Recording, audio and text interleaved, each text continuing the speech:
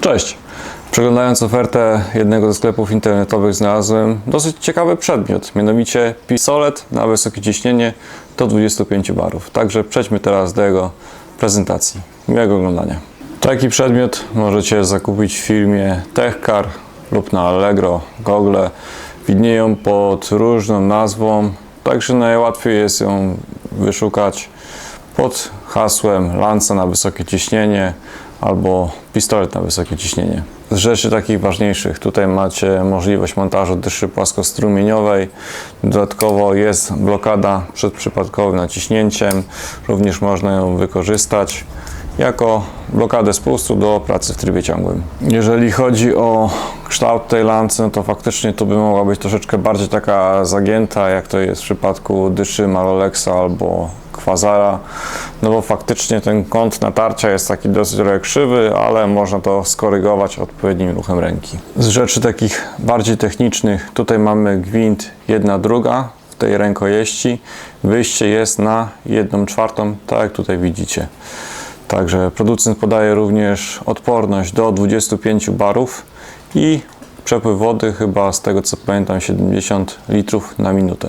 Ale po bliższym zapoznaniu na części metalowe tu widnieje oznaczenie jest 25 barów, z kolei na elementy plastikowe mamy tylko 15 barów. Także na ten element tutaj, który trzyma dyszę, można powiedzieć jeden z takich najważniejszych. Dodatkowo pod tą dyszę trzeba zamontować o-ring, ponieważ będzie Wam tutaj kapało między tym łączeniem.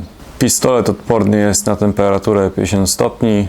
Jeżeli chodzi o informacje dotyczące odporności chemicznej, producent nie udziela takowych. Także trochę informacji już takich technicznych otrzymaliście. Przejdźmy do sprawdzenia, jak ten pistolet funkcjonuje. Pora na test praktyczny. A więc tak, sprzęt przygotowany, pompa już nabiła ciśnienie, pistolet zapięty i wygląda to następująco. Teraz pokażę Wam siłę natrysku, żebyście widzieli w miarę dobrze. Także pryska dosyć fajnie, tak ten Quasar, ta lanca, prawda? Jak sami widzicie, dosyć fajnie funkcjonuje ten pistolecik. Także koszt takiego sprzętu to jest około 69 zł.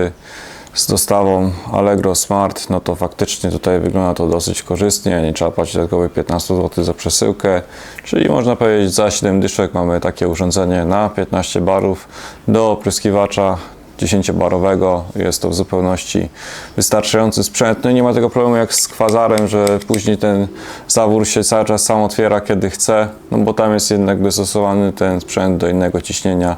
Tutaj warto podkreślić jeszcze, są różne rozmiary takiej lancy, także do wykładzin można sobie spokojnie dobrać taką dłuższą. Na tapicerki meblowe taki mały pistolecik to w zupełności wystarcza i dosyć fajnie się pracuje. Także w tym materiale to wszystko. Napiszcie w komentarzu, co o tym myślicie, czy macie jakieś może lepsze swoje rozwiązanie. Też się chętnie bym czegoś nowego dowiedział. Także dziękuję za dziś i zapraszam do kolejnych materiałów. Do zobaczenia. Cześć!